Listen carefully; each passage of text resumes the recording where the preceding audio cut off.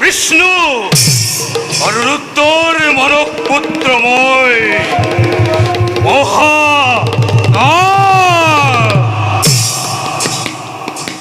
ইনিও বৃত্তি দেবে মুখ পৃথিবীর রক্ষার ভার অর্পণ করেছিল, কিন্তু আজি অজানিতে সমস্ত পৃথিবীতে অন্যায় অধর্মই দিশে দেখা নয় নয় মই আৰু চাই থাকিব নোৱাৰা হৈছো। গতিকে যাও পলম নকৰি পিতৃদেৱৰ ওচৰলৈ।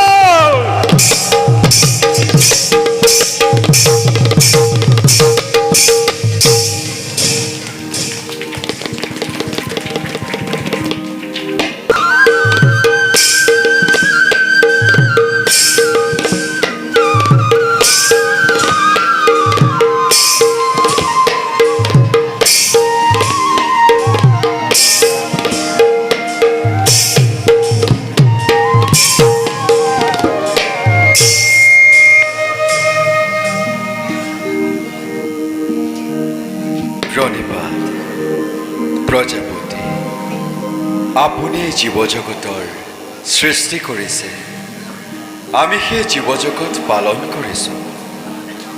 ৰুদ্ৰই অন্যায় অধৰ্ম হ'লে তাক সংহাৰ কৰি সৃষ্টি ৰক্ষা কৰি আহিছে। এনেদৰে আমি তিনিওজনে অবিৰাম গতিতে সৃষ্টি ৰক্ষা কৰি আহিছোঁ।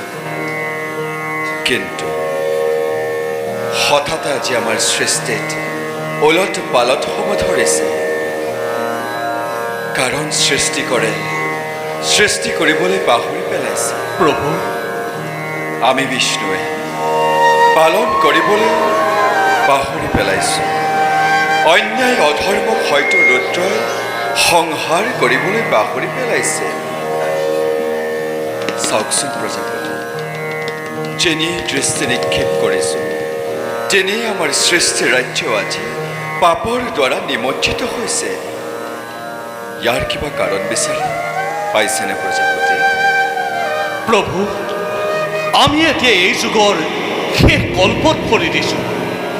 যুগ পৰিৱৰ্তনৰ সময়ত পৃথিৱীত নানা ধৰণৰ অন্যায় অধৰ্ম অপায় অমংগলে দেখা দিয়ে প্ৰভু। তাক বাধা দিবৰ কাৰো শক্তি নাই।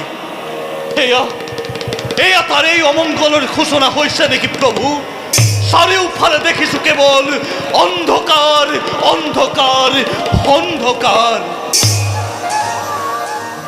এটা কল্প শেষ হ'ল, আন এটা কল্প আৰম্ভ হ'ল, আৰু সেই কল্পত যদি ধৰ্ম স্থিতি ল'ব পাৰে তেন্তে তাৰ ফলতি সুমধুৰ হ'ল, আৰু যদি অধৰ্ম স্থিতি লয় তেন্তে মাৰি মৰক কটাকটি মৰামৰি আদি মহাপ্ৰলয়ৰ সৃষ্টি হ'ব।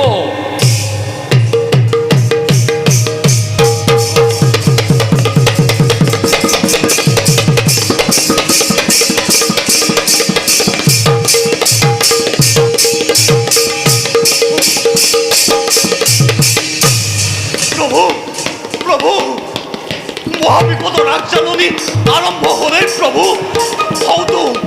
হয়তো আকাশ মাৰ্গত ভীষণ দৈত্য, তাৰ ভয়ত পৃথিৱী কঁপিবলৈ ধৰিছে। প্ৰভু, এতিয়াই সুদৰ্শন প্ৰহাৰ কৰি দৈত্যক নিধন কৰক।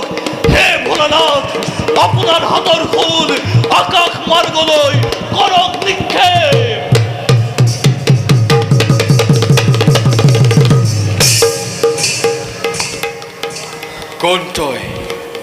কোনটই প্ৰলয়ংকাৰী দৈত্য? কিবা সেইটো বৈকুণ্ঠত কৰিছ প্ৰৱেশ? তই কোন? নহ'লে মোৰে এই মহাকুলে তোৰ বুকু ভেদ কৰিম। অস্ত্ৰ প্ৰহাৰ কৰি একো লাভ নাই। আপোনালোকৰ অস্ত্ৰ সম্বৰণ কৰক। তই কোন? নতু সুদৰ্শন চক্ৰ প্ৰহাৰ কৰি খণ্ড বিখণ্ডকৈ ছেদন কৰিম। মই আপোনালোকৰ মানস পুত্ৰ মহাকাল। মহাকাল? মনত পৰা নাই নহয়? মনত পেলাওক।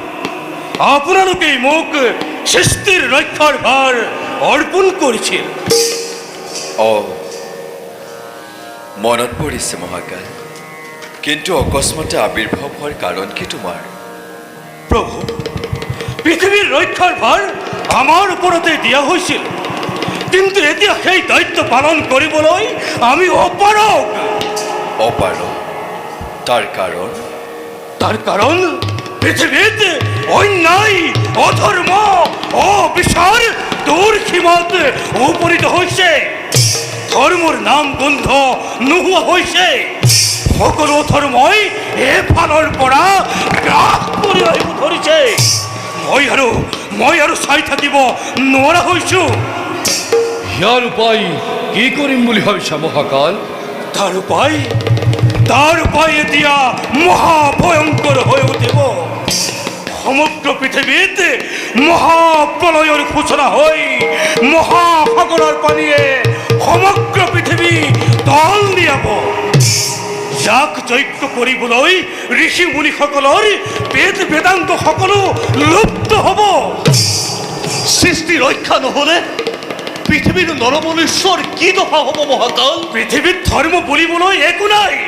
সকলো অধৰ্মই এফালৰ পৰা গ্ৰাস কৰিব আহিব ধৰিছে। গতিকে পৃথিৱী ধ্বংস অনিবাৰ্য। মই মোৰ কাৰ্য কৰগৈ সমাধান। ৰবা মহাকাল, আমাক ইয়াৰ এটি উপায় দি যোৱা মহাকাল।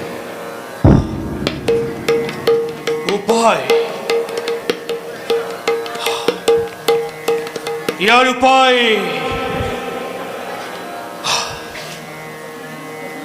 এই পৃথিৱীৰ সপ্তদ্বীপৰ ভিতৰত কেৱল জম্বুদ্বীপৰ ৰজা সত্যব্ৰত এই মহাপ্ৰলয়ৰ মাজতো জীয়াই থাকিব, আৰু তেওঁ দ্বাৰাহে সৃষ্টি ৰক্ষা কৰিব পাৰিব।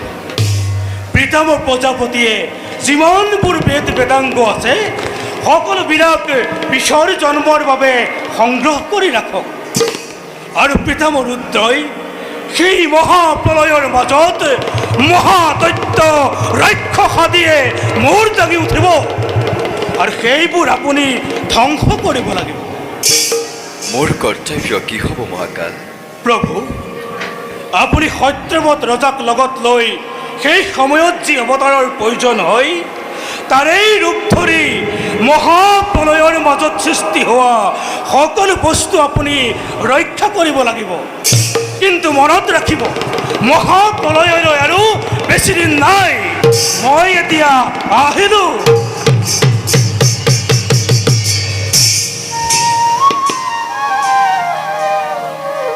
এই সুন্দৰ বিনন্দীয়া সৃষ্টি, বেদ বেদাংগ, শিক্ষা দীক্ষা, সাহিত্য সভ্যতা মহাপ্ৰলয়ত লুপ্ত হ'ব।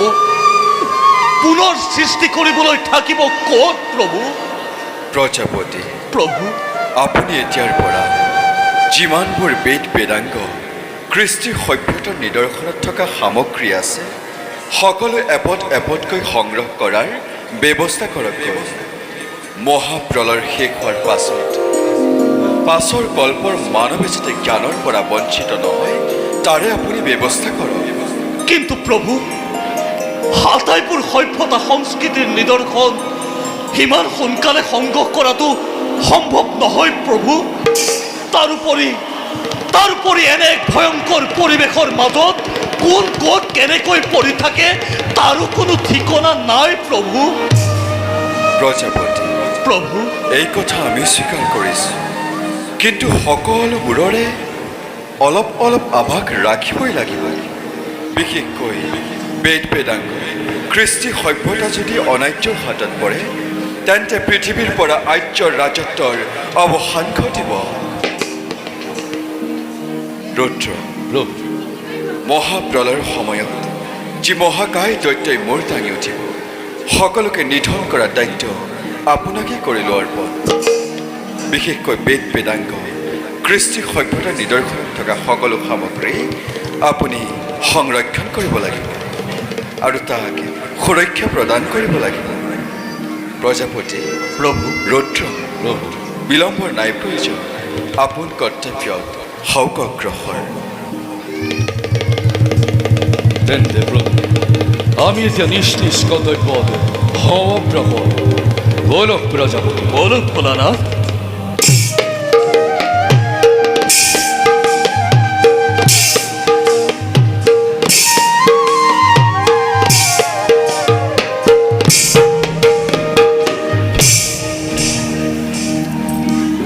চাৰিওফালে যদি কেৱল পানী হয়,